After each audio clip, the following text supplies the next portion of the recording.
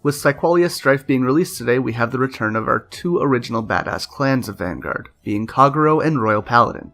Not only that, we have the first grade 4s, being Transcendence Dragon, Dragonic Nouvelle Vague for Kagero, and EXCULPATE the Blaster in Royal Paladins. That being said, here at Miracle Trigger I'm going to be working to make sure you have all the information you need on these cards when they're released so you can make the decks you want. So I'm going to be trying to get out both the Kagero and Royal Paladin clan analysis videos today, and assuming I'm not a lazy piece of human garbage, you can check the card icon in the top right corner to click on the other video. You can also subscribe to the channel for more Vanguard content, and let me know in the comment section which decks you would like to see next. But for now, let's talk about some badass fire dragons. So as I said, we're going to be starting off with the grade 4, which is Transcendence Dragon Dragonic Nouvelle Vague. Now this card doesn't just have an insanely long name, but it also has a pretty insane ability. Starting things off, we have a 15,000 base power. This means that your opponents need to swing for 20,000 power to hit your magic number, and it's pretty powerful on its own defensively. But then you have its ability. For the low price of Soul Blasting one grade 3 or greater unit, this card negates all of your opponent's trigger effects this turn, meaning they can't heal, draw, or give their Vanguard extra power. On top of that, this unit does get 20,000 extra power. Unfortunately, it does lose a drive check, which can limit your hand size. That being said, if you're going for a kill, it's okay. Now, there's another step to this effect as well. If either you or your opponent has 5 cards in the damage zone, you can retire all of your opponent's rearguards. Basically, if your opponent's rushing you down too fast, or you're just trying to make sure they don't heal out of damage, you can use this card's effect to nuke their board, put them in a very bad space, and really put some pressure on them. A smaller detail of this is that you also get rid of any interceptors, which is just pretty solid. Now onto your grade 3s, there are 2 which Kagero typically runs. The first is Dragonic Overlord. He has the ability that once per turn he can Soul Blast 1 and give himself 10,000 power.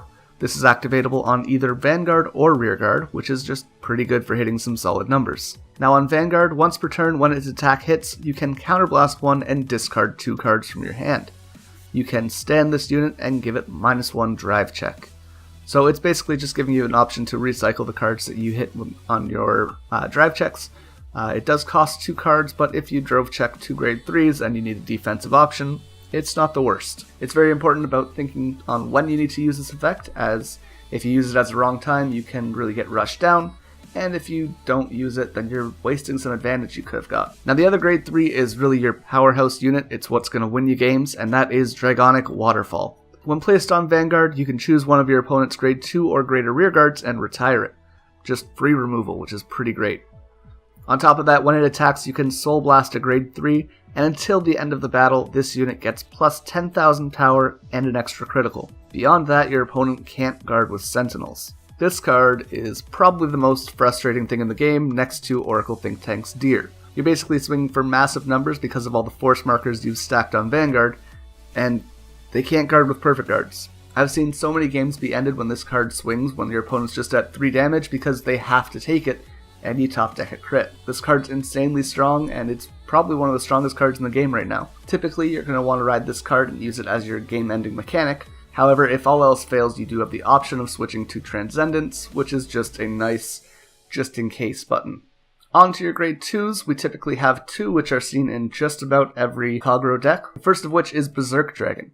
Now, when placed on Vanguard or Rearguard, you can Counterblast and Soul Blast 1, choose one of your opponent's rearguards, and retire it. If you're using this from Vanguard, you also get to draw a card, which is pretty nice. Beyond that, its rearguard ability is that when it attacks a Vanguard, if you have more rearguards than your opponent, this unit gets plus 3,000 power. It allows you to swing for big enough numbers to hit a Force Vanguard, which is just okay.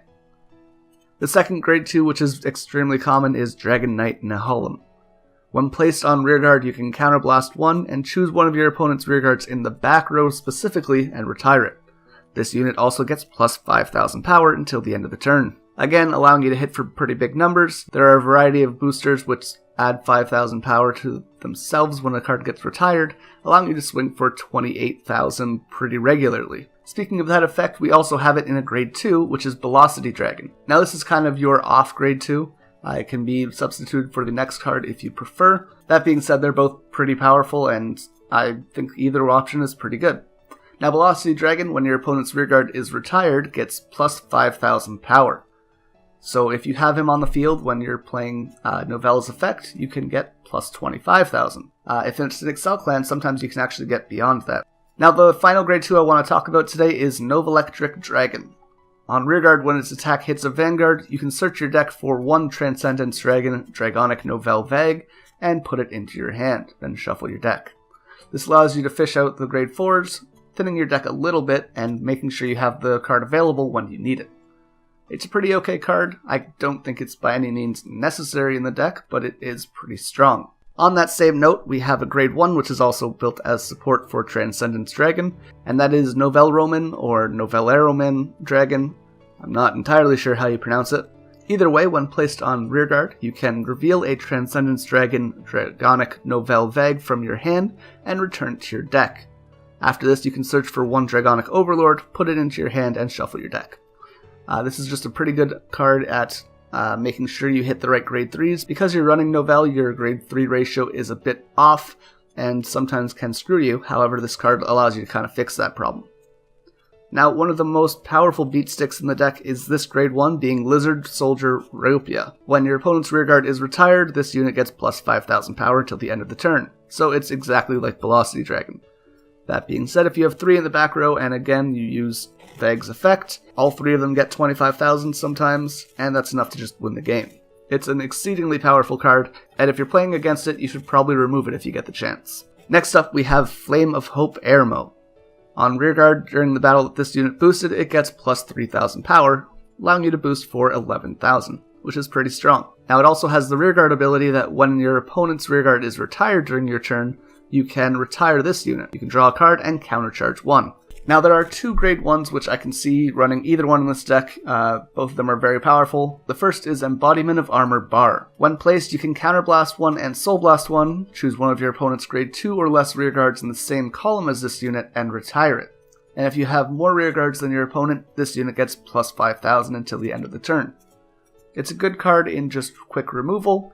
It does cost a Soul Blast, which isn't completely ideal, but it's, like I said, nuke a card and it gets a power boost, which is solid.